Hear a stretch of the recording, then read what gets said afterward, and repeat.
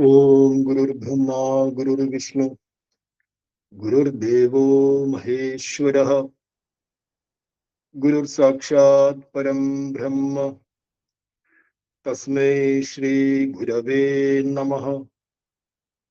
ओम श्रीनारायण गुरुराध्यां शिवलिंगार्य मध्यमां श्रीबोधानंद संसरन्तीम् अस्मदाचार्य पर्यन्तां शिष्यसङ्घान्वितां शुभां गुरुचैतन्य समन्वितां दिव्यां ज्ञानप्रवाहिनीं वन्दे तां चेतनां पुनः। ओम श्रीनारायण परमगुरवे नमः। ओम श्री ശാരദാംബികായൈ നമഃ. സ്മൈൽ സാധന ട്രസ്റ്റിന്റെ ഏറെ ബഹുമാനം നിറഞ്ഞ ഭാരവാഹികൾ, ഇന്നത്തെ ഈ പഠന ക്ലാസ്സിൽ പങ്കുചേരാൻ വേണ്ടി എത്തിച്ചേർന്നിരിക്കുന്ന ഗുരുധർമ്മ പഠിതാക്കൾ, സജ്ജനങ്ങൾ, എല്ലാവർക്കും സ്വാഗതം.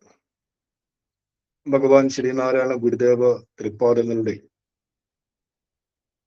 ഉത്തമ ശിഷ്യനായ ദിവ്യശ്രീ നിശ്ചലദാസ് സ്വാമികൾ രചിച്ച മൃത്യുഞ്ജയ അഷ്ടകം എന്ന സ്തോത്രകൃതിയാണ് നമ്മൾ അധ്യയനം ചെയ്തുകൊണ്ടിരിക്കുന്നത്. ഇതിനകം 2 ശ്ലോകങ്ങളെ വിചാരം ചെയ്തു. ഇന്ന് 3-ാമത്തെ ശ്ലോകമാണ് വിചാരം ചെയ്യാൻ ആരംഭിക്കുന്നത്. എല്ലാവരുടെ അടുത്തും ഈ കൃതിയുടെ പുസ്തകമോ അല്ലെങ്കിൽ പ്രിന്റോ ഉണ്ടാകുമെന്ന് വിശ്വസിക്കുന്നു. ശ്ലോകം 3. ധന്താവളാജിന പരിഷ്കൃത ചാരുചേലം സന്ദാനധാരു സദൃശം സരസീരുഹാക്ഷം കുന്ദാവധാതരദനോലസിതാധരോഷ്ടം മൃത്യുഞ്ജയം മൃഗകിശോരധരം ഭജേഹം. ഒന്നുകൂടി ചൊല്ലാം. ദന്താവളാജിന പരിഷ്കൃത ചാരുചേലം സന്ദാനധാരു സദൃശം സരസീരുഹാക്ഷം കുന്ദാവധാത രദനോല്ലസിധാധരോഷ്ടം മൃത്യുഞ്ജയം മൃഗകിശോരധരം ഭജേഹം. അപ്പൊ ഈ 3-ാമത്തെ ശ്ലോകത്തില് ചില ഭാഗങ്ങളിൽ അല്പസന്ധി വന്നിട്ടുണ്ട്. അപ്പൊ 1-ാമത്തെ വരി ദന്താവളാജിന എന്ന് പറഞ്ഞാൽ ദന്താവള പ്ലസ് അജിന. ദന്താവളം എന്ന് പറയുമ്പോൾ ആനയാണ്, അജിനം തോലാണ്, ആനത്തോൽ. അപ്പൊ ദന്താവളാജിന എന്ന് പറയുമ്പോൾ ആനത്തോൽ. ഇനി പ്രധാനമായിട്ടും സന്ധി വന്നിരിക്കുന്നത് 3-ാമത്തെ വരിയാണ്. 3-ാമത്തെ വരി ദീർഘമായി ഒരൊറ്റ വരിയായി നൽകിയിരിക്കുന്നു. അത് നമ്മൾ നോക്കിക്കഴിഞ്ഞാൽ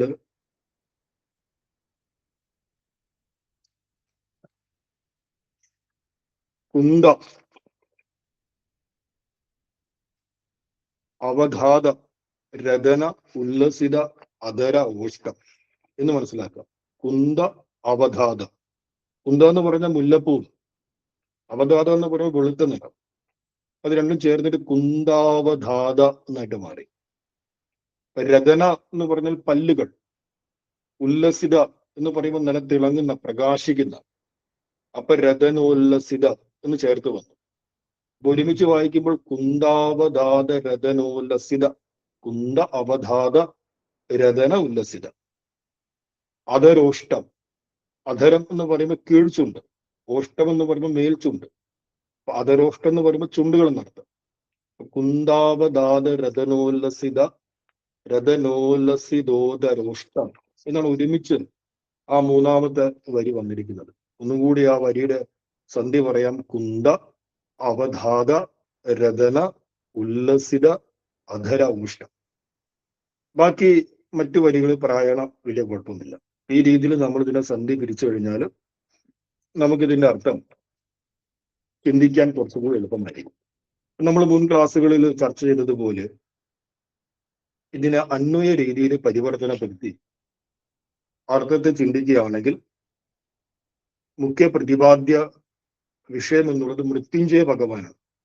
എല്ലാ ശ്ലോകത്തിന്റെയും അവസാനം മൃത്യുഞ്ജയം ഭജയെന്ന് വരുന്നു. മൃഗകിശോരധരം മൃത്യുഞ്ജയം ഭജ. അപ്പൊ ആ മൃത്യുഞ്ജയ ഭഗവാന്റെ വിശേഷണങ്ങളാണ് ഓരോ ശ്ലോകത്തിലെയും ആദ്യത്തെ വരികളൊക്കെ. അപ്പൊ ആ വിശേഷണങ്ങളെ മൃത്യുഞ്ജയം എന്ന പദത്തോട് ചേർത്ത് വെച്ചുകൊണ്ട് ചിന്തിക്കുകയാണെങ്കിൽ നമുക്ക് ഒരുപാട് വാചകങ്ങൾ കിട്ടും. ഈ വാചകങ്ങളുടെ അർത്ഥമാണ് ശ്ലോകത്തിന്റെ അർത്ഥം. അപ്രകാരം നോക്കുകയാണെങ്കിൽ ഒന്നാമത്തെ വാചകമായിട്ട് മനസ്സിലാക്കേണ്ടത് ഒന്നാമത്തെ വിശേഷണം ചേർത്ത് മൃത്യുഞ്ജയ ഭഗവാനെ ചിന്തിക്കുക. ഒന്നാമത്തെ വിശേഷണം എന്താണ്? ദന്താവളാജിന പരിഷ്കൃത ചാരുചേലം എന്നാണ്. അതാണ് ഒന്നാമത്തെ വിശേഷണം. ആരുടെ വിശേഷണം? മൃത്യുഞ്ജയം എന്നതിന്റെ വിശേഷണം. അപ്പോൾ അഹം ദന്താവളാജിന പരിഷ്കൃത ചാരുചേലം മൃത്യുഞ്ജയം ഭജെ. ഞാൻ ദന്താവളാജിന പരിഷ്കൃത ചാരുചേലമായിരിക്കുന്ന മൃത്യുഞ്ജയ ഭഗവാനെ ഭജിക്കുന്നു. ഇത് ഒന്നാമത്തെ വാചകം കിട്ടി. നമ്മൾ തൊട്ടുമുമ്പ് പറഞ്ഞു ദന്താവളം എന്ന് പറഞ്ഞാൽ ആന എന്നാണ് അർത്ഥം. അജിനം എന്ന് പറയുമ്പോൾ തോല് എന്നാണ് അർത്ഥം.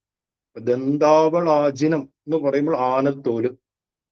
പരിഷ്കൃത ചാരുചേലം, പരിഷ്കൃത എന്ന് പറയുമ്പോൾ മലയാളത്തിൽ നന്നായിട്ട് പരിഷ്കരിക്കപ്പെട്ട എന്നൊക്കെ അർത്ഥം കാണാം. പക്ഷെ പരിഷ്കൃത എന്ന് പറയുമ്പോൾ അലങ്കരിക്കപ്പെട്ടെന്ന അർത്ഥം. മനോഹരമായിട്ട് അലങ്കരിക്കപ്പെട്ട്. ചാരു എന്നുള്ള വാക്കുണ്ട്. ചാരു എന്ന് പറഞ്ഞാൽ മനോഹരമായ.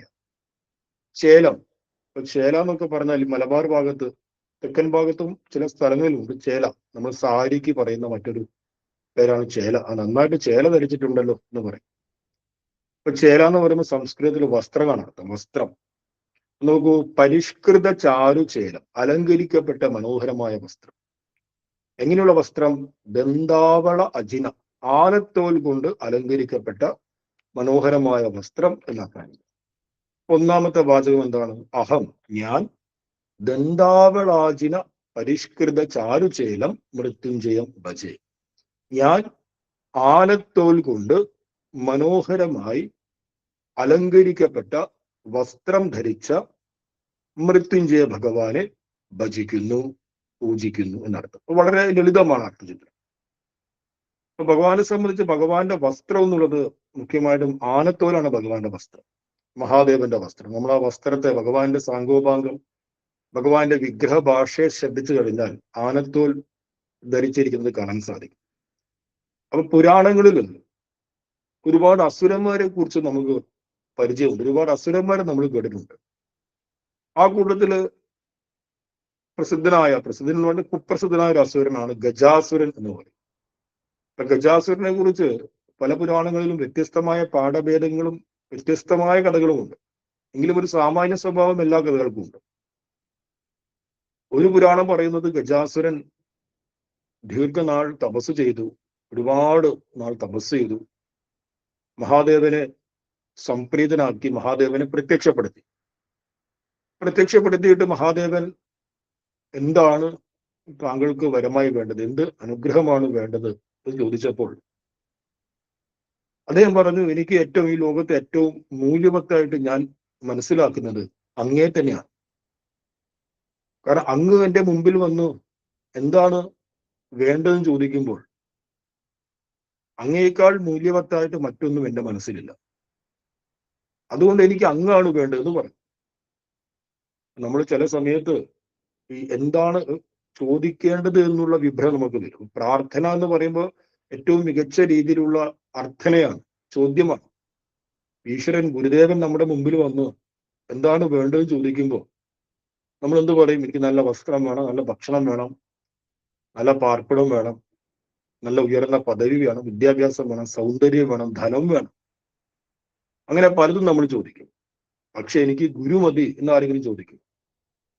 കാരണം എവിടെയാണോ ഗുരു ഉള്ളത് അവിടെ സർവശ്രേയസ്സും പ്രേയസ്സും ഉണ്ടാകുമെന്ന് ബുദ്ധിമാനായ ഒരാൾക്കറിയാം. ബുദ്ധിമാനാണെങ്കിൽ ചോദിക്കുക, എനിക്ക് അങ്ങ് തന്നെ മതി എന്നാണ് ചോദിക്കുക. അപ്പൊ ഇദ്ദേഹം ഒരു ബുദ്ധിമാനാണ്. കാരണം സാക്ഷാൽ ത്രൈലോക്യ അധിപനായ മഹാദേവൻ വന്ന് എന്ത് വരമാണ് വേണ്ടത് ചോദിച്ചപ്പോൾ ബാക്കി ഏത് വരത്തെയും ആവശ്യപ്പെട്ടാലും അത് താത്കാലികമാണെന്നും എന്നാൽ മഹാദേവൻ തന്റെ കൂടെ ഉണ്ടെങ്കിൽ സർവ ഐശ്വര്യവും സർവ ശ്രേയസ്സും പ്രയസ്സും തന്റെ സമീപത്ത് ഉണ്ടാകുമെന്ന് അദ്ദേഹത്തിന് ഉറപ്പായിരുന്നു. അതുകൊണ്ട് അദ്ദേഹം പറഞ്ഞു, എനിക്ക് അങ്ങ് തന്നെ മതി. അങ്ങ് എങ്ങനെ വേണം? അങ്ങ് ഒരു ജ്യോതി സ്വരൂപ ഭാവത്തിൽ എന്റെ വയറിൽ കുടികൊള്ളണം. അദ്ദേഹത്തിന്റെ ആമാശയത്തിൽ വയറിൽ കുടികൊള്ളണം. വിചിത്രമായ ഒരു ആവശ്യമാണ്. അപ്പൊ ഭഗവാനെ സംബന്ധിച്ച് ഭഗവാൻ ഭക്തരുടെ മനോകാമനയ്ക്ക് അധീനനാണ് ഭഗവാൻ. ഭഗവാൻ ഈ ലോകത്തെ മറ്റൊരു കാര്യത്തെയും പരിഗണിക്കില്ല. മറ്റൊരു കാര്യത്തിനും ഭഗവാന് ആകുലതയോ വ്യാകുലതയോ ഇല്ല.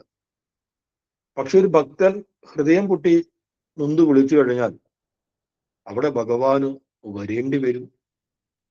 ആ ഭക്തന്റെ മനോകാമനയെ എന്ത് വില കൊടുത്തും പൂർത്തീകരിക്കേണ്ടി വരും. നമ്മൾ ഇതിനു മുമ്പ് ചർച്ച ചെയ്ത പല കഥകളിലും ഈ ഒരു കാര്യം നമുക്ക് കാണാൻ കഴിഞ്ഞിട്ടുണ്ട്. മാർക്കണ്ഡേയന്റെ കഥയിൽ നമ്മൾ മുമ്പ് ചർച്ച ചെയ്തു. ലോകത്തിലെ ഏറ്റവും വലിയ നിയമമാണ് മരണം എന്നുള്ളത്. ഈശ്വരൻ പോലും ആ നിയമത്തിൽ ഒരിക്കലും ഇടപെടാറില്ല. കാരണം പ്രപഞ്ചം ഇങ്ങനെ മുന്നോട്ട് നല്ല സുഗമമായിട്ട് മുന്നോട്ട് പോകണമെങ്കിൽ ഇവിടെയുള്ള നിയമങ്ങളൊക്കെ കൃത്യമായിട്ട് പ്രവർത്തിക്കണം. മരണം എന്നുള്ള നിയമം പ്രവർത്തിച്ചിട്ടില്ലെങ്കിൽ എങ്ങനെ മുന്നോട്ട് പോകാൻ സാധിക്കും? മരണം എന്നുള്ളത് അനിവാര്യമായ നിയമമായതുകൊണ്ട് ഈശ്വരൻ പോലും അതിൽ ഇടപെടില്ല. അത് പ്രപഞ്ചത്തിന്റെ ഗതിക്ക് തന്നെ വിട്ടുകൊടുക്കും.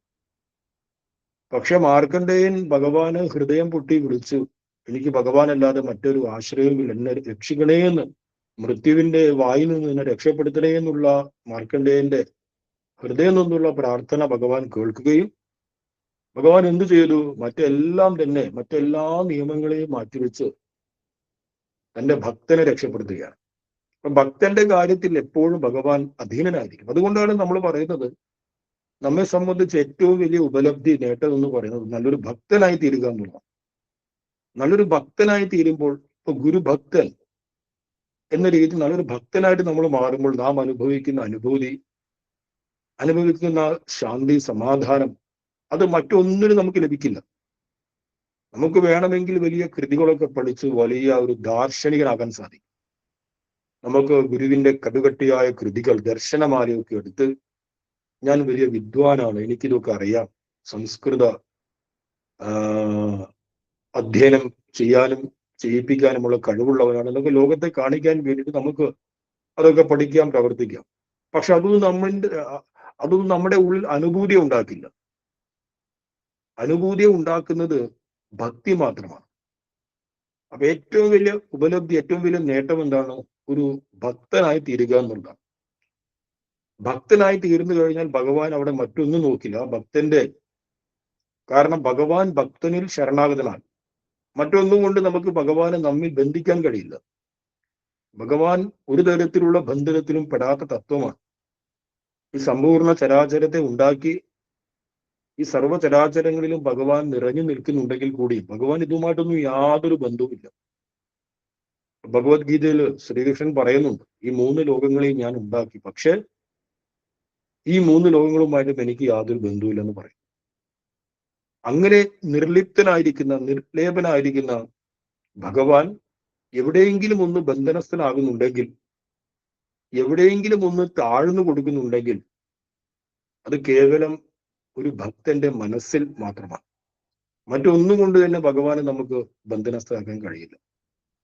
ഇങ്ങനെ അനേകായിരം ധർമ്മകഥകൾ നമ്മുടെ പുരാണങ്ങളിലുണ്ട്. നമ്മുടെ ആചാര്യന്മാരും സജ്ജനങ്ങളും നമുക്ക് പറഞ്ഞു നൽകിയിട്ടുണ്ട്. അപ്പൊ ആ കഥകളെയും ആ ചരിത്രത്തെയും അനുസന്ധാനം ചെയ്തു കഴിഞ്ഞാൽ മനുഷ്യ ജീവിതത്തിന്റെ ഏറ്റവും സന്തോഷകരമായ മുന്നോട്ട് പോക്കിന് നല്ലൊരു ഭക്തനായി തീരുക എന്നുള്ളതാണ് ഏറ്റവും അഭികാമ്യം എന്ന് നമുക്ക് മനസ്സിലാക്കാൻ കഴിയും. ഒന്ന്, നമ്മുടെ ഉള്ളിൽ വലിയ അനുഭൂതി ഉണ്ടാക്കും. 2, നമ്മുടെ ഉള്ളിലുള്ള അഹങ്കാരാദി ഭാവങ്ങളെ ഇല്ലാതാക്കും. 3, എപ്പോഴും നമ്മുടെ കൂടെ ഭഗവാൻ ഉണ്ട് എന്നുള്ള വലിയൊരു സുരക്ഷിത ബോധം, ഒരു കരുത്ത് നമുക്കുണ്ടാകും. ലോകത്തിൽ ആര് നമ്മെ തള്ളി പറഞ്ഞു കഴിഞ്ഞാൽ ശ്രദ്ധിക്കണം, ഏറ്റവും വിശ്വസ്തരെന്ന് കരുതി നമ്മുടെ കൂടെ നിൽക്കുന്ന ആളുകളാണ് നമ്മെ തള്ളി പറയുക. നമ്മൾ കരുതും, ഇവരെന്റെ ഏറ്റവും വിശ്വസ്തരാണ് എന്ന് കരുതി ഉറച്ച് അവരുടെ കൂടെ നിന്ന് പ്രവർത്തിക്കും. എന്നാൽ അവരെന്ത് ചെയ്യും? അവർ നമ്മെ കുറിച്ച് മറ്റുള്ളവരുടെ അപഖ്യാതികൾ പറയും. നമുക്കിട്ട് നന്നായിട്ട് പാര പണിയും ഒക്കെ ചെയ്യും. അവരുടെ സ്വാർത്ഥപരമായ താല്പര്യങ്ങൾക്ക് നമ്മൾ വഴങ്ങുന്നില്ല, വിധേയപ്പെടുന്നില്ല എന്ന് കണ്ടു കഴിഞ്ഞാൽ നമ്മെക്കുറിച്ച് അപഖ്യാതികൾ പറയാൻ അവർ മുമ്പിൽ നിൽക്കും. അപ്പൊ ഒരു മനുഷ്യനെയും ഒരു വ്യക്തിയെയും നമുക്ക് ഇത്തരം കാര്യങ്ങൾ കൊണ്ട് പൂർണ്ണമായിട്ട് വിശ്വസിക്കാൻ കഴിയാത്ത ഒരു മാനസിക അവസ്ഥയിലാണ് നമ്മൾ. അത് നമ്മുടെ സുരക്ഷിത ബോധത്തിന് ഒരുപാട് വിഘ്നത ഉണ്ടാകും. പക്ഷെ ഒരു ഭക്തനായി തീർന്നു കഴിഞ്ഞാൽ നമുക്ക് പരിപൂർണമായിരിക്കുന്ന ഒരു സുരക്ഷിത ബോധം നമുക്കുണ്ടാകും. കാരണം ഭഗവത് സാന്നിധ്യം എൻ്റെ അടുത്തുണ്ട്, ഭഗവാൻ എൻ്റെ അടുത്തുണ്ട്. ആര് കൈവിടിഞ്ഞാലും എന്നെ ഭഗവാൻ ഗുരുദേവൻ കൈവിടില്ല. ഗുരു എന്റെ പാതയെ മുന്നോട്ട് കാണിച്ചു തരിക തന്നെ ചെയ്യും എന്നുള്ള ഉറച്ച നിശ്ചയം നമുക്കുണ്ട്. അതുകൊണ്ട് ഗുരുവിനോടുള്ള ഭക്തിയെ വർദ്ധിപ്പിച്ച്, ഈശ്വരനോടുള്ള ഭക്തിയെ വർദ്ധിപ്പിച്ച് ഒരു ഭക്തനായി തീരുക എന്നുള്ളതാണ് ഏറ്റവും അഭികാമ്യം. ഞാൻ ഇത്രയും പറഞ്ഞത് ഒരു ഭക്തന്റെ ഭക്തിയുടെ മുമ്പിൽ മാത്രമാണ് ഭഗവാൻ തലകുനിക്കുന്നത്, ഭഗവാൻ വിധേയപ്പെടുന്നത്. മറ്റെവിടെയും ഭഗവാൻ വിധേയപ്പെടില്ല. അപ്പോ ഈ ഭക്തൻ ആവശ്യപ്പെട്ടു, ഗജാസുരൻ ആവശ്യപ്പെട്ടു, ഭഗവാൻ എന്റെ ഉള്ളിൽ വസിക്കണം. വിചിത്രമായ ആവശ്യമാണ്. ഭഗവാൻ എന്റെ വയറിൽ ഒരു അഗ്നിയായിട്ട് വസിക്കണം. തഥാസ്തു. ഭഗവാൻ ഉടനെ സമ്മതിച്ചു. ഭഗവാൻ ചിന്തിക്കുക പോലും ചെയ്തിട്ടില്ല. ഭഗവാൻ ഇങ്ങനെ ആലോചിച്ചിട്ടില്ല, ഇതിന് എന്തെങ്കിലും എന്നെ ട്രാപ്പിലാക്കാണോ, ഇങ്ങനെ ഞാൻ ചെയ്തു കഴിഞ്ഞാൽ പ്രശ്നമല്ലേ, ഒന്നും ആലോചിച്ചില്ല. ഭക്തൻ ആവശ്യപ്പെട്ടു, ശരി അങ്ങനെ നടക്കട്ടെ എന്ന് പറഞ്ഞു. അങ്ങനെ എന്ത് സംഭവിച്ചു? ആ ഭഗവാന് ഗജാസുരന്റെ വയറിൽ ഒരു അഗ്നിയായിട്ട് വസിച്ചു. അങ്ങനെ കുറച്ച് ദിവസങ്ങൾ കഴിഞ്ഞു. കൈലാസത്തിൽ പാർവതി ദേവി ഭഗവാനെ കാത്തിരിക്കുക. ഭഗവാൻ വന്നില്ലല്ലോ, കുറെ ദിവസമായാലും പോയിട്ട്. ഏതോ ഒരു ഭക്തൻ ഇങ്ങനെ തപസ്സിലൂടെ ഭഗവാനെ വിളിച്ചിട്ടുണ്ടായിരുന്നു. അപ്പൊ ആ ഭക്തന്റെ അടുത്തേക്ക് പോയാണ്. പാർവതി ദേവിക്ക് അറിയാമല്ലോ, ഇന്ന് ശിവഭഗവാൻ ഓരോരോ ഭക്തന്മാരെ അനുഗ്രഹിക്കാൻ പോകും വരും എന്നുള്ളത് അറിയാം. പക്ഷെ പോയിട്ട് കുറച്ച് ദിവസം ഇതുവരെ വന്നിട്ടില്ലല്ലോ ഇതിന് ഒരു ആകുലപ്പെട്ടിരിക്കുകയാണ്. അതേസമയം ലോകത്ത് പല പ്രശ്നങ്ങളും ഉണ്ടായി. കാരണം ഭഗവാന്റെ സാന്നിധ്യം കാണുന്നില്ല. അങ്ങനെ ദേവന്മാരെല്ലാവരും ശിവഭഗവാനോട് പോയി എന്ന് അന്വേഷിച്ച് ആകെ വെപ്രാളത്തിലായി. അങ്ങനെ എല്ലാവർക്കും മനസ്സിലായി ഭഗവാൻ തന്നെ തപസ് ചെയ്ത ഒരു ഭക്തന്റെ വയറിൽ കുടികൊണ്ടിരിക്കുകയാണെന്ന് മനസ്സിലായി. ഈ ഗജാസുരനാകട്ടെ ഈ വരവും നേടിയെടുത്ത് നേരെ കാശിക്ക് വിട്ടു. കാശിയിൽ സ്വസ്ഥമായിട്ട് ഭരണം നടത്തിക്കൊണ്ടിരിക്കുകയാണ്. പക്ഷെ ലോകത്ത് ഭഗവാന്റെ അസാന്നിധ്യം കൊണ്ട് ഒരുപാട് പ്രശ്നമുണ്ടായി. അങ്ങനെ ദേവന്മാരെല്ലാവരും കൂടി ലോകത്തിന്റെ വ്യവസ്ഥയെ ശരിപ്പെടുത്താനും ഭഗവാന്റെ സാന്നിധ്യത്തെ വീണ്ടെടുക്കാനും വേണ്ടി ഭഗവാൻ എവിടെയാണ് ഉള്ളതെന്ന് കൃത്യമായി മനസ്സിലാക്കുകയും ഗജാസുരന്റെ അടുത്തേക്ക് വന്ന് പറയുകയും ചെയ്തു. നോക്കൂ, അങ്ങയുടെ തപസ് കൊണ്ട് ഭഗവാൻ അങ്ങയെ അനുഗ്രഹിച്ചെങ്കിലും ആ അനുഗ്രഹം തത്വത്തിൽ ലോകത്തിന്റെ നന്മയ്ക്ക് അല്പം വിഘാതം വരുത്തിയിട്ടുണ്ട്. അതുകൊണ്ട് അങ്ങ് ദയവ് ചെയ്ത് ഭഗവാനെ ഞങ്ങൾക്ക് വിട്ടുതരണം എന്ന് ഗജാസുരനോട് അഭ്യർത്ഥിച്ചു. അപ്പൊ ഗജാസുരന് കാര്യങ്ങളൊക്കെ മനസ്സിലായി. അത് ശരിയാണ്. കാരണം എന്റെ സ്വാർത്ഥതയ്ക്ക് വേണ്ടിയിട്ട് ഈ ലോകത്തിന്റെ ഒരു നന്മയെ, ലോകത്തിന്റെ മുന്നോട്ട് പോക്കിനെ ഞാൻ തടസ്സപ്പെടുത്തണ്ടല്ലോ എന്ന് കരുതിയിട്ട് ഭഗവാനെ വിട്ടുകൊടുക്കാൻ തീരുമാനിച്ചു. പക്ഷെ ശ്രദ്ധിക്കണം, മനസ്സിലാക്കണം, ഗജാസുരന്റെ ഉള്ളിലാണ് ഭഗവാൻ ഇപ്പോൾ കുടികൊള്ളുന്നത്. ഗജാസുരന്റെ വയറിൽ നിന്ന് ഭഗവാൻ പുറത്തേക്ക് പോയാൽ ഗജാസുരൻ മരിച്ചു വീഴും. വയറ് പിളർന്ന് വയറ് പൊട്ടി മരിച്ചു വീഴും. അപ്പൊ തന്റെ മരണം ഇനി ലോക നന്മയ്ക്ക് ഹേതുവാകണമെങ്കിൽ ആകട്ടെ എന്ന് കരുതി ഉന്നതമായ ഒരു ധാർമ്മിക ചിന്തയോടുകൂടി ഗജാസുരൻ എന്ത് ചെയ്തു? ഭഗവാനെ വിട്ടുകൊടുത്തു.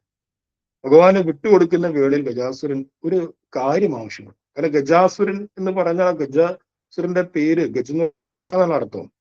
ആനയുടെ രൂപവും ഭാവവുമാണ് ഗജാസുരനുള്ളത്.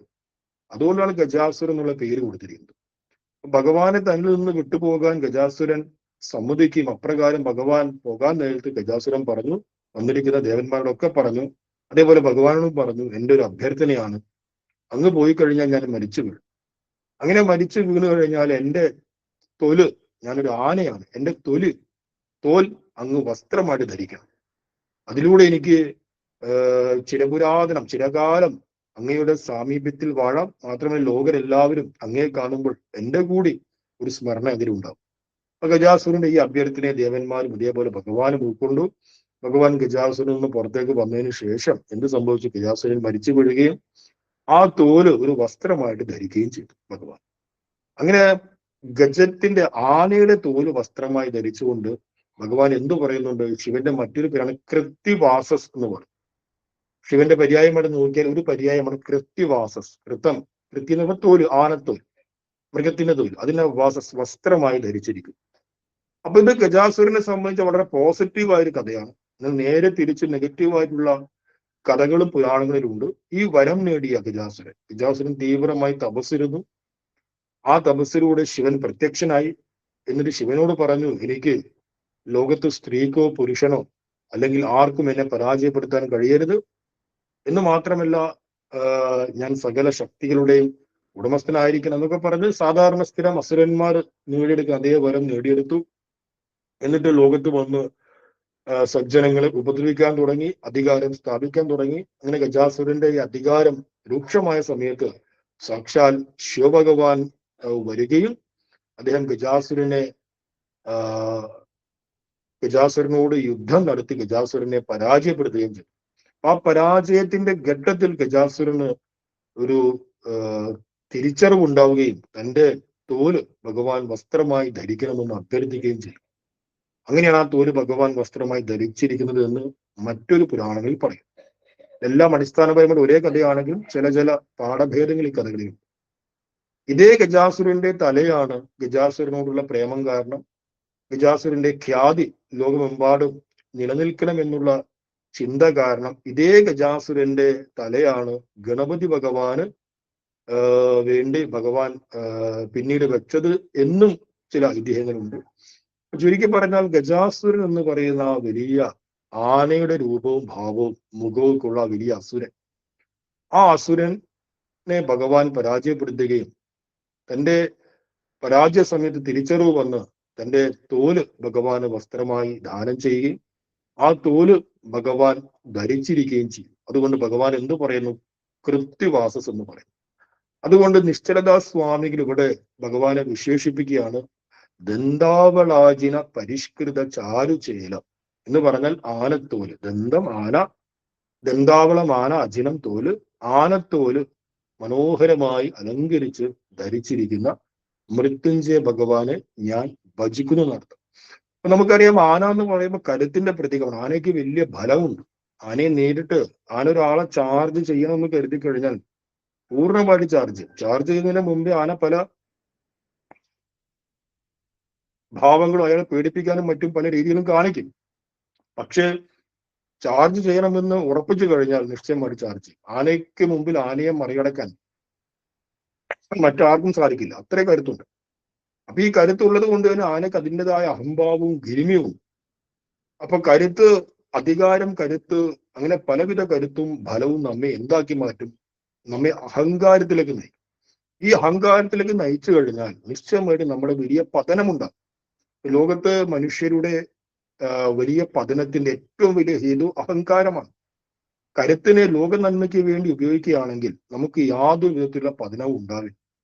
മറിച്ച് നമ്മുടെ ഉള്ളിൽ എന്തെങ്കിലും പ്രകാരത്തിലുള്ള കരുത്ത് വന്നാൽ ആ കരുത്തിന്റെ ആധാരത്തിൽ അഹങ്കാരത്തിലേക്ക് നമ്മുടെ ചിന്തകൾ പോയി കഴിഞ്ഞാൽ ഇന്നല്ലെങ്കിൽ നാളെ, അല്ലെങ്കിൽ മറ്റന്നാൾ, അല്ലെങ്കിൽ ഏതെങ്കിലും ഒരു ദിവസം ആ വ്യക്തി നിശ്ചയമായിട്ടും ആ വ്യക്തി പതിച്ചിരിക്കും. അത് ലോക നിയമമാണ്. ഈ ലോക നിയമത്തെ ഇന്നേ വരെ ഒരാൾക്കും മറികടക്കാൻ സാധിച്ചിട്ടില്ല. അഹങ്കാരവും വിജയവും ഒരുമിച്ച് ഒരേ അധികരണത്തിൽ ഇരിക്കില്ല. എങ്ങനെയാണോ ഇരുട്ടും വെളിച്ചവും ഒരേ റൂമിൽ ഇരിക്കാത്തത്, ഒന്നുകിൽ ഇരുട്ട് അല്ലെങ്കിൽ വെളിച്ചം, അതേപോലെ പരസ്പര വിരുദ്ധ സ്വഭാവമുള്ള രണ്ട് വസ്തുക്കൾ ഒരു അധികാരത്തിൽ ഒരിക്കലും ഇരിക്കില്ല. അപ്പൊ അഹങ്കാരവും വിജയവും എന്നുള്ളത് എന്താണ്? രണ്ട് വിരുദ്ധ സ്വഭാവമാണ്. ഇത് രണ്ടും ഒരുമിച്ചിരിക്കില്ല. പക്ഷെ നമ്മൾ നോക്കുമ്പോൾ അയ്യോ ഇവൻ വലിയ അഹങ്കാരിയായിട്ടും ഇവന് വലിയ വിജയമാണല്ലോ കാണുന്നത് എന്ന് നമ്മൾ ചിന്തിച്ചേക്കാം. പക്ഷെ അത് താത്കാലികമാണ്. ഒരു ഘട്ടം വരും, ആ ഘട്ടം വന്നു കഴിഞ്ഞ് പതനത്തിന്റെ ആരംഭം വരും. ആരംഭം വന്നു കഴിഞ്ഞാൽ പിന്നീട് വലിയ ഒരു പതനത്തിലേക്ക് നമ്മൾ പോകും. അതുകൊണ്ട് ഈ ആന ബലത്തിന്റെ പ്രതീകമാണ്. ആ ബലത്തിന്റെ പ്രതീകമായതുകൊണ്ട് തന്നെ അതിൽ ക്രമേണ നമ്മുടെ ഉള്ളിൽ ക്രമേണ ആ ബലത്തിനെ ആധാരമാക്കി അഹങ്കാരം വന്നു കഴിഞ്ഞാൽ നാം അഹങ്കാരത്തിന് ഹേതുവായിട്ട് പതിക്കുകയും ചെയ്യും. എന്നാൽ അതിന്റെ മുമ്പ്, ആ പതനത്തിന് മുമ്പ് തിരിച്ചറിവുണ്ടായി ഏതെങ്കിലും പ്രകാരത്തിൽ ഒരു ഈശ്വരാർപ്പണ ബുദ്ധി ഉണ്ടായി കഴിഞ്ഞാൽ നിശ്ചയമായിട്ട് നമുക്ക് ഗജാസുരനെ പോലെ വലിയൊരു ഭക്തനായിട്ട് അറിയപ്പെടാം. അസുരനായി ജനിച്ച് ആസുരീയമായ കർമ്മങ്ങൾ ചെയ്തെങ്കിൽ പോലും സ്വകർമ്മം കൊണ്ട് അവസാന ഘട്ടത്തിലെങ്കിലും ഈശ്വരനെ അറിയാനുള്ള ഒരു ബുദ്ധി ഉണ്ടായി കഴിഞ്ഞാൽ ഗജാസുരനെ പോലെ നമുക്ക് ഉന്നതമായ ഒരു ഭക്തനായിട്ട് മാറാൻ കഴിയുമെന്ന് നിശ്ചലദാസ്വാമികൾ ഈ ഒരു വിശേഷണത്തിലൂടെ നമ്മെ ബോധിപ്പിക്കുന്നു. അപ്പൊ ഒന്നാമത്തെ വിശേഷണം അഹം ദന്താവള. ഒരു മിനിറ്റ്.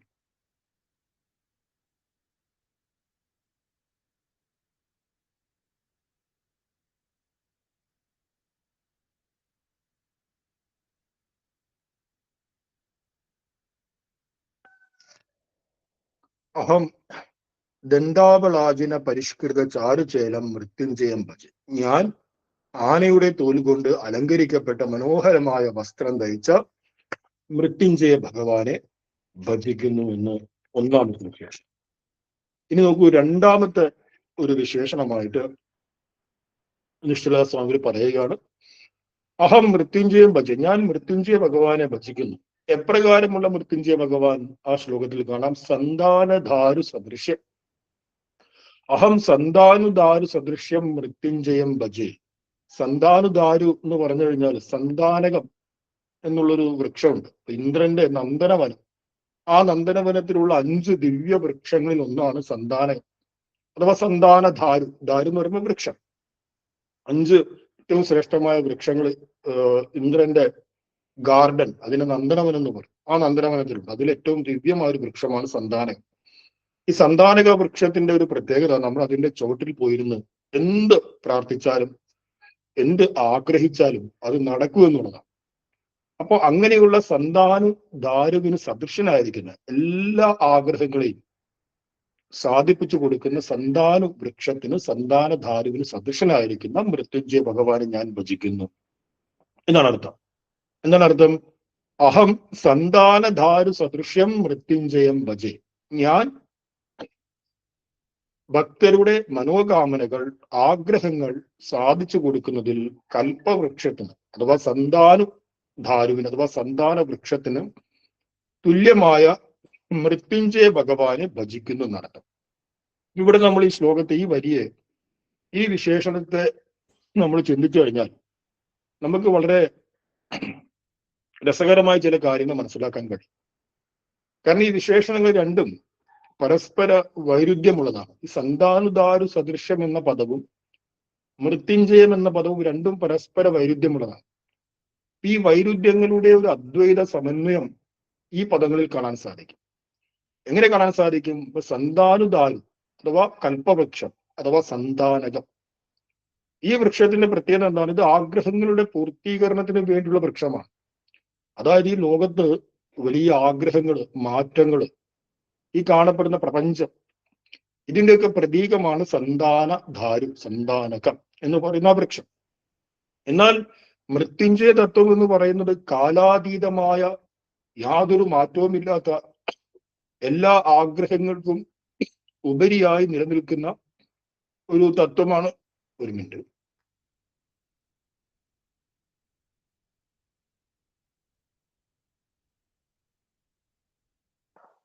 മൃത്യുഞ്ജയ തത്വം. അപ്പൊ ഇത് രണ്ടും എങ്ങനെയാണ് നമുക്ക് ഒരുമിപ്പിക്കാൻ കഴിയുക? ഒന്ന് എന്ന് പറയുന്നത് ആഗ്രഹങ്ങളാണ്. 2 എന്ന് പറയുന്നത് ആഗ്രഹങ്ങൾക്ക് ഉപരിയായ ഒരു തത്വമാണ്. സന്താനധാരു എന്ന് പറയുന്ന മനുഷ്യന്റെ സർവ്വവിധമായ ആഗ്രഹങ്ങളെയും സൂചിപ്പിക്കുന്നു. മൃത്യുഞ്ജയം എന്ന് പറയുമ്പോൾ നമുക്ക് ആ പദം തന്നെ എല്ലാ ആഗ്രഹങ്ങളുടെയും അപ്പുറത്തുള്ള കാലാതീതമായ തത്വമാണ്. ഇവ പരസ്പരം വൈരുദ്ധ്യങ്ങളില്ലേ? ഇവ എങ്ങനെയാണ് പരസ്പരം സമന്വയിപ്പിക്കാൻ കഴിയുക? ഭഗവാനെ സംബന്ധിച്ച് മൃത്യുഞ്ജയ ഭഗവാൻ തന്റെ ഭക്തനെ മോക്ഷത്തിലേക്ക് അഥവാ ആത്യന്തികമായ ദുഃഖ നിവൃത്തിയിലേക്കല്ലേ നയിക്കുന്നത്. അങ്ങനെയുള്ള ഭഗവാൻ എങ്ങനെയാണ് ഭക്തന്മാരുടെ എല്ലാ പ്രകാരത്തിലുമുള്ള ആഗ്രഹങ്ങളെ പൂർത്തീകരിച്ചു കൊടുക്കുന്നത് എന്ന് ചോദ്യം വരാം. ഇവിടെ ചിന്തിക്കേണ്ടത്, ഈ ആഗ്രഹങ്ങളുടെ പൂർത്തീകരണം എന്ന് പറഞ്ഞാൽ അതൊരു മോശമായ കാര്യം തന്നെ. നമ്മൾ പലപ്പോഴും ഇത്തരം ആധ്യാത്മികമായ കാര്യങ്ങൾ, പ്രത്യേകിച്ച് ഹൈന്ദവമായിരിക്കുന്ന അല്ലെങ്കിൽ ഗുരുവിന്റെ ദർശനത്തെ ആധാരമാക്കിയുള്ള ആധ്യാത്മികമായ കാര്യങ്ങൾ ചിന്തിക്കുമ്പോൾ ഈ ആഗ്രഹങ്ങള്, അതേപോലെ വികാര വിചാരങ്ങളൊക്കെ എന്തോ തെറ്റാണ് എന്നുള്ള ഒരു തെറ്റായ സമീപനം നമുക്കുണ്ട്. വാസ്തവത്തിൽ ഇത് ഭാരതീയ സംസ്കൃതി പ്രകാരം ആഗ്രഹങ്ങൾ, കാമങ്ങൾ അതൊരിക്കലും തെറ്റല്ല. തെറ്റല്ലാന്ന് മാത്രമല്ല, മനുഷ്യൻ നേടിയെടുക്കേണ്ടുന്ന 4 പുരുഷാർത്ഥങ്ങൾ. പുരുഷേഹി അർത്ഥ്യതേതി പുരുഷാർത്ഥം. പുരുഷനാൽ അർത്ഥിക്കപ്പെടുന്നതെന്തോ അത് പുരുഷാർത്ഥം. മനുഷ്യൻ നേടിയെടുക്കേണ്ട ഏറ്റവും 4 പ്രധാന സമ്പത്തുകൾ. ആ പ്രധാന സമ്പത്തുകളിൽ ഒന്നാണ് ആഗ്രഹം, കാമം എന്ന് പറയുന്നത്. ധർമാർത്ഥ കാമ മോക്ഷം. അപ്പൊ ആഗ്രഹങ്ങൾ, അതായത് ആഗ്രഹിക്കുക, ആ ആഗ്രഹിക്കുന്നവയെ നേടിയെടുക്കുക, അതിനെ അനുഭവിക്കുക എന്നുള്ളത് മോശമായ സംഭവമേ അല്ല. അപ്പൊ ആഗ്രഹങ്ങളുടെ പൂർത്തീകരണം ഒരിക്കലും മോശമല്ല.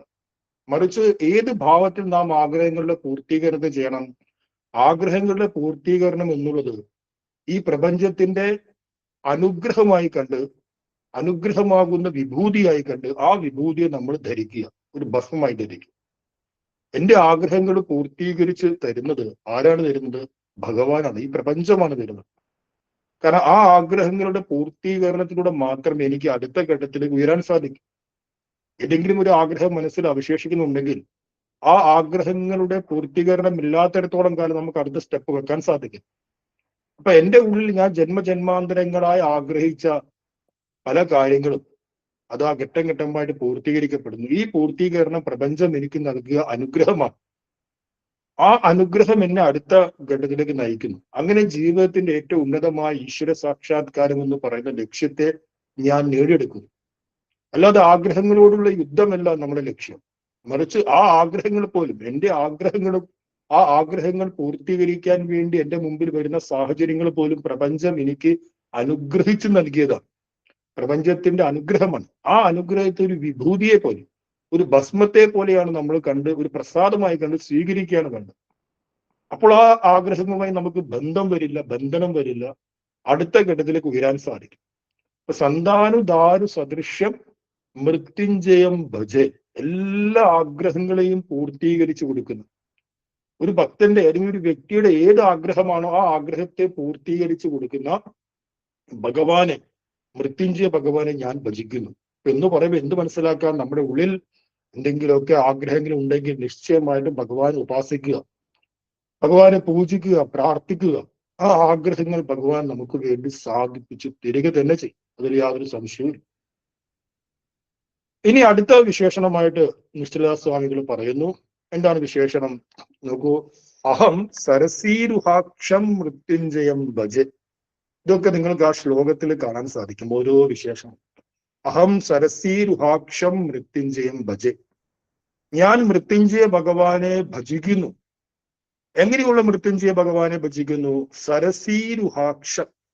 സരസീരുഹാക്ഷം എന്ന് പറയുമ്പോൾ സരസിലുണ്ടായത്, സരസിലുണ്ടായത് എന്താണ്? സരസ് എന്ന് പറയുമ്പോൾ പൊയ്ക, നദി. സരസിലുണ്ടായത് താമര, അക്ഷം കണ്ണ്. വളരെ പ്രസിദ്ധമാണ് ഹിന്ദു പുരാണങ്ങളിൽ ദേവതകളെ താമര കണ്ണൻ, താമര കണ്ണോട് കൂടിയവൻ, താമരയുടെ നയനങ്ങൾ ഉള്ളവൻ എന്ന് വിശേഷിപ്പിക്കാറുണ്ട് വ്യാപകമായിട്ട്. അപ്പോൾ ഇവിടെയും നിശ്ചല സ്വാമികൾ ഭഗവാൻ അങ്ങനെ പറയുന്നു, ഞാൻ താമരപ്പൂ പോലെ മനോഹരമായ കണ്ണോട് കൂടിയ മൃത്യുഞ്ജയ ഭഗവാനെ ഭജിക്കുന്നു എന്ന് പറയുന്നു. നമുക്ക് ഭഗവാന്റെ കണ്ണ് താമരപ്പൂവിന് സമാനമാണ്. ഒന്ന്, താമരപ്പൂവിന്റെ ഇതളുകൾ, ആ ഇതളുകൾ വളരെ മനോഹരമാണ്. അപ്പൊ കണ്ണ് അതേപോലെയാണെന്നും പറയാം. രണ്ട്, നമുക്ക് എല്ലാവർക്കും സുപരിചിതമായ അർത്ഥചിന്തനമാണ്. താമര എന്ന് പറയുന്നത് ചളിയിൽ ഉണ്ടാകുന്ന ഒന്നാണ്. പക്ഷെ ആ ചളിയിൽ ഉണ്ടായിട്ടും അതിന്റെ ഇലയുടെ ഒരു പ്രത്യേക ഘടന കാരണം, ഒരു പ്രത്യേക വഴുവഴുപ്പ്, ഒരു എണ്ണമയുണ്ട്. അത് കാരണം ആ ചളിയുമായിട്ട് ബന്ധപ്പെടാതെ അല്പം മുകളിലേക്ക് ഉയർന്നു നിൽക്കുന്നു.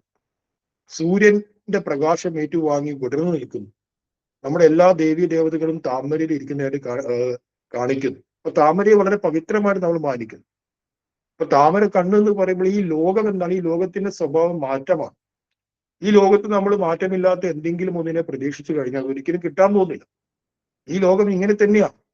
ഈ ലോകം ചുരുക്കി പറഞ്ഞാല് ഓരോ വ്യക്തികളും അവരുടെ നിലനിൽപ്പിന് വേണ്ടി സ്വാർത്ഥപരമായ ചതി, വഞ്ചന, ദുഷ്ടലാക്ക് എല്ലാം പ്രയോഗിക്കുന്ന ഒരു ലോകമാണ്.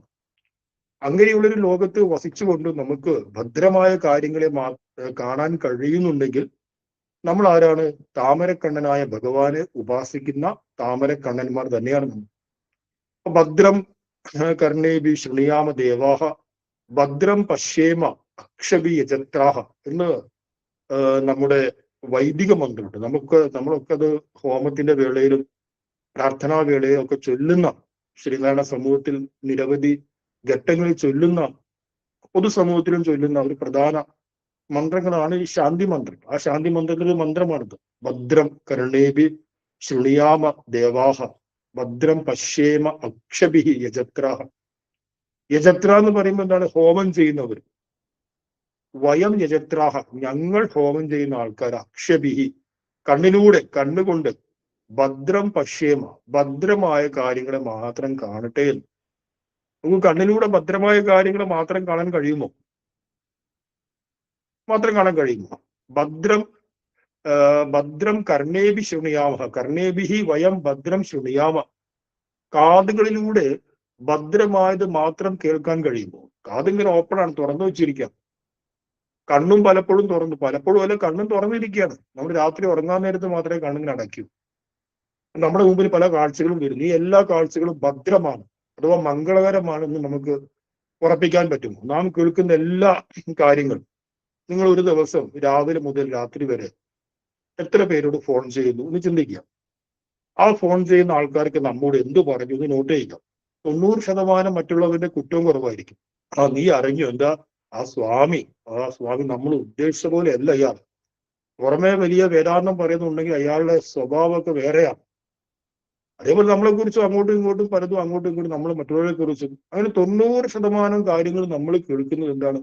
അഭദ്രമാണ് കേൾക്കുന്നത്. ഭദ്രമല്ലാത്ത, മംഗളകരമല്ലാത്ത കാര്യങ്ങൾ കേൾക്കുന്നത്. 90% കാര്യങ്ങളും മംഗളകരമല്ലാത്ത കാര്യങ്ങളാണ് കാണുന്നത്. അത് എന്തുകൊണ്ടാണ്? കാരണം ഈ ലോകത്തിന്റെ സ്വഭാവം അങ്ങനെയാണ്. ഈ ലോകം എന്ന് പറയുന്നത് അഭദ്രമാണ്, അമംഗളകരമാണ്. ഒരർത്ഥത്തിൽ. ഏതർത്ഥത്തിൽ? നിരന്തരം മാറ്റങ്ങൾക്ക് വിധേയപ്പെട്ടുകൊണ്ടിരിക്കുന്നു, സ്ഥായി സ്വഭാവമില്ല, പരിവർത്തനശീലമുള്ളതാണ്.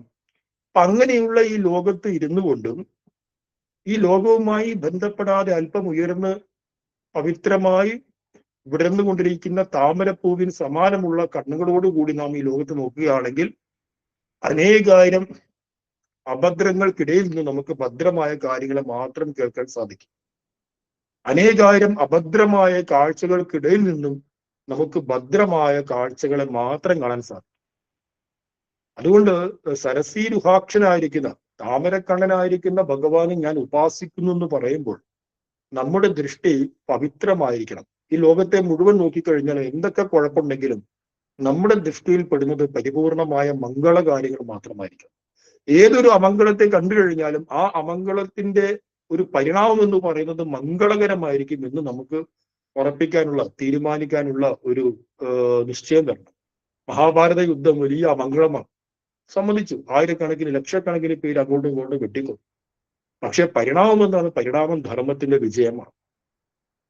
അതുകൊണ്ട് തന്നെ അമംഗളം എന്ന് തോന്നിക്കുന്ന കാര്യം പോലും ആത്യന്തികമായി അത് മംഗളത്തിലേക്ക് നയിക്കുന്നതായിരിക്കും. ഈ തരത്തില് നമ്മുടെ അന്ധകരണത്തെ പരിവർത്തനപ്പെടുത്തിയാൽ നമുക്ക് ഈ ലോകത്തെ എമ്പാടും ഭദ്രമായ കാര്യങ്ങളെ മാത്രമേ നോക്കാൻ സാധിക്കൂ. ഭദ്രമായ കാര്യങ്ങൾ ആർക്കാണ് നോക്കാൻ സാധിക്കുക എന്നുള്ളത് ആ ശാന്തി മന്ത്രത്തിൽ പറയുന്നുണ്ട്. വയം യജത്രാഹ അക്ഷഭി ഭദ്രം പശ്യേമ.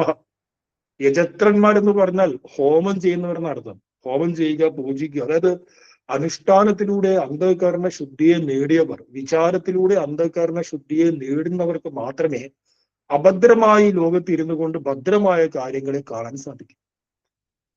അപ്പോ ഭഗവാനെ, താമരക്കടനായ താമരാക്ഷനായ ഭഗവാനെ നിരന്തരം ഉപാസിക്കുമ്പോൾ നമ്മൾ ഈ ലോകത്ത് ഭദ്രമായ കാര്യങ്ങളെ മാത്രമേ കാണൂ എന്ന് സാധിക്കും. ഇതാണ് ഈ ഒരു വിശേഷണ വാചകത്തിന്റെ ഒരു താല്പര്യം എന്ന് പറയുന്നത്. അഹം സരസീരുഹാക്ഷം മൃത്യുഞ്ജയം ഭജെ. ഞാൻ താമരപ്പൂവ് പോലെ മനോഹരമായ കണ്ണോട് കൂടിയ മൃത്യുഞ്ജയ ഭഗവാനെ ഭജിക്കുന്നു എന്നർത്ഥം. ഇനി അടുത്തൊരു വിശേഷണം നോക്കൂ. അഹം, ഞാൻ നേരത്തെ പറഞ്ഞ മൂന്നാമത്തെ വരി ഒരുപാട് സന്ധികൾ വന്ന് നമുക്കത് ചൊല്ലാൻ പ്രയാസമായിരിക്കും. അതുകൊണ്ട് നമ്മൾ കൃത്യമായിട്ട് ഉച്ചരിക്കണം. കുന്താവധാത രഥനോല്ലസിധാതരോഷ്ടം എന്ന് പറയുമ്പോൾ കുന്ത എന്ന് പറഞ്ഞാൽ മുല്ലപ്പൂവ്, അവതാതം എന്ന് പറഞ്ഞാൽ വെളുത്ത. കുന്താവധാത ഒരു വാക്ക്. രഥന പല്ല്, ഉല്ലസിത നല്ല തിളങ്ങുന്ന പല്ല്. അപ്പൊ രഥനോല്ലസിത. അധര ഓഷ്ടം. അധരം എന്ന് പറയുമ്പോൾ നമ്മുടെ കീഴ്ചുണ്ട്, ഓഷ്ടം മേൽച്ചുണ്ട്. അപ്പൊ അധരോഷ്ടം എന്ന് പൊതുവെ പറയുമ്പോൾ കീഴ്ചുണ്ടും മേൽച്ചുണ്ടും ചേർന്ന് ചുണ്ടുകൾ എന്നർത്ഥം. അപ്പൊ അഹം കുന്താവധാത രഥനോല്ലസിതാതരോഷ്ടം എന്ന് സന്ധി ചേർത്ത് ഒരുമിച്ച് കൊല്ലുക. ഇങ്ങനെയുള്ള മൃത്യുഞ്ജയ ഭഗവാനെ ഞാൻ ഭജിക്കുന്നു. എങ്ങനെയുള്ള മൃത്യുഞ്ജയ ഭഗവാനെ? അഹം കുന്താവധാത രഥനോല്ലസിധോ ചൊല്ലാൻ പ്രയാസമാണ്. അഹം കുന്താവധാത രഥനോലസിദാതരോഷ്ടം മൃത്യുഞ്ജയം ഭജേ.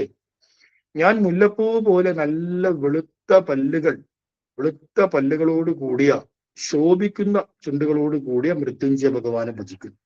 മുല്ലപ്പൂ പോലെ വെളുത്ത പല്ലുകൾ ഭഗവാൻ പുഞ്ചിരിക്കുമ്പോൾ ഭഗവാന്റെ പല്ലുകൾ നിരയൊത്ത മുല്ലപ്പൂവിന് സമാനമായിരിക്കുന്ന പല്ലുകളാണ്. ആ പല്ലുകളിലെ ശോഭ, ആ ശോഭ ഭഗവാന്റെ ചുണ്ടുകളെ, അധരത്തെയും മോഷ്ടത്തെയും ആ ചുണ്ടുകളെ മനോഹരമാക്കും. അർത്ഥം എന്താണ്? ഭഗവാൻ മനോഹരമായി പുഞ്ചിരിക്കുന്നതാണ് അർത്ഥം. ആ ഭഗവാന്റെ പുഞ്ചിരിയാണ് നിശ്ചലദാസ് സ്വാമികള് ഇവിടെ മനോഹരമായിട്ട് പറഞ്ഞിരിക്കുന്നത്. ഇപ്പൊ നമ്മുടെ ദേവതകളെ പ്രകീർത്തിക്കുമ്പോൾ നമ്മുടെ ആചാര്യന്മാർ, ഋഷിമാർ അതിമനോഹരമായിട്ട് വർണ്ണാത്മകമായിട്ട് പറയും. ഗുരുദേവന്റെ ഭദ്രകാളി അഷ്ടകത്തിൽ എന്തു പറയുന്നു? ആദ്യം തന്നെ ശ്രീമത് ശങ്കര പാണി പല്ലവ എന്ന് പറയുന്നത് അതിമനോഹരമായിട്ട് ഭഗവാൻ ഇങ്ങനെ ദേവിയെ തലോടുമ്പോൾ ദേവിയുടെ ശിരസിൽ അണിഞ്ഞിരിക്കുന്ന മാല, ആ മാലയിൽ നിന്ന് ആയിരക്കണക്കിന് വണ്ടുകൾ മേൽപോട്ട് ഇങ്ങനെ പറന്നു പോകുന്നു. അതേപോലെ മയിൽപ്പീലികൾ, ആ മുടിയിൽ ചൂടിയ മയിൽപ്പീലികൾ വിടർന്നു നിൽക്കുന്നു. അത് അതിമനോഹരമായിട്ട് കാവ്യാത്മകമായിട്ട് വർണ്ണിക്കും. ഇവിടെ ഭഗവാൻ പുഞ്ചിരിക്കുന്നു എന്നുള്ളതിനെ കാവ്യാത്മകമായിട്ട് വർണ്ണിക്കുകയാണ്. ആ പുഞ്ചിരിക്കുമ്പോൾ മുല്ലപ്പൂ പോലെ ആ വെളുത്ത പല്ലുകൾ ശോഭിക്കുന്നു. ആ ശോഭയേറ്റ് ഭഗവാന്റെ മേൽചുണ്ടും കീഴ്ചുണ്ടും ശോഭിക്കുന്നു എന്ന് പറയും. അർത്ഥം എന്താ? ഭഗവാൻ പുഞ്ചിരിക്കുന്നു. ഭഗവാന്റെ പുഞ്ചിരി എന്ന് പറയുമ്പോൾ സച്ചിദാനന്ദ സ്വരൂപമാണ്. അതായത് പരിപൂർണ കൃതാർത്ഥനായ ഒരു വ്യക്തിയെ, ഇനി എനിക്ക് ഒന്നും വേണ്ട, പരമമായ ശാന്തി, പരമമായ കൃതാർത്ഥത, ആ കൃതാർത്ഥതയിൽ അമർന്ന ഒരു വ്യക്തി, ആ അമർന്ന വ്യക്തിയുടെ സച്ചിദാനന്ദ സ്വരൂപത്തിന്റെ ആ ലഹരി, ആ ആനന്ദമാണ്. ഇപ്പൊ ഗുരു പറഞ്ഞു, തണ്ടാരിൽ വീണ് മധുവുണ്ടാ രമിക്കും ഒരു വണ്ടാണ് സൂര്യസുഗുരം. ആ മധു ഉണ്ട്, ആ തേൻ നുകരുമ്പോൾ അവന്റെ മുഖത്ത് വിടരുന്ന ആനന്ദം, ആ ആനന്ദത്തിന്റെ പ്രതിഫലനമാണ് എന്ത്? ഭഗവാന്റെ പുഞ്ചിരി എന്ന് പറയുന്നത്. അങ്ങനെയുള്ള ആ പുഞ്ചിരിയോട് കൂടിയ ഭഗവാനെ ഞാൻ ഭജിക്കുന്നു, ആ മൃത്യുഞ്ജയ ഭഗവാനെ ഞാൻ ഭജിക്കുന്നു എന്നാണ് ഈ വിശേഷണ വാചകത്തിന്റെ അർത്ഥം. അഹം കുന്താവധാത രഥനോല്ലസിതാദരോഷ്ടം മൃത്യുഞ്ജയം ഭജി. ഇനി അടുത്ത വിശേഷണമാണ് അഹം മൃഗകിശോരധരം മൃത്യുഞ്ജയം ഭജി. നമ്മളത് കഴിഞ്ഞ 2 ശ്ലോകങ്ങൾ അത് പഠിച്ചു. എല്ലാ ശ്ലോകത്തിന് അവസാനം വരുന്നു മാൻകുട്ടിയെ, മൃഗകിശോരം എന്ന് പറയുമ്പോൾ മാൻകുട്ടിയെ കയ്യിൽ ധരിച്ചതായിരിക്കുന്ന മൃത്യുഞ്ജയ ഭഗവാനെ ഞാൻ ഭജിക്കുന്നു എന്നർത്ഥം. ഇപ്രകാരം ഇങ്ങനെയുള്ള വിശേഷണ വാചകങ്ങൾ ചിന്തിച്ചാൽ അതിമനോഹരമായ, നമുക്ക് ചിന്തിക്കാൻ, ഒരുപാട് മനനം ചെയ്യാനുള്ള കാര്യങ്ങൾ അടങ്ങിയ നല്ലൊരു ശ്ലോകമാണ് 3-ാമത്തെ ശ്ലോകം. അടുത്ത ക്ലാസ്സിൽ നമുക്ക് അടുത്ത ശ്ലോകത്തെ ചിന്തിക്കാം.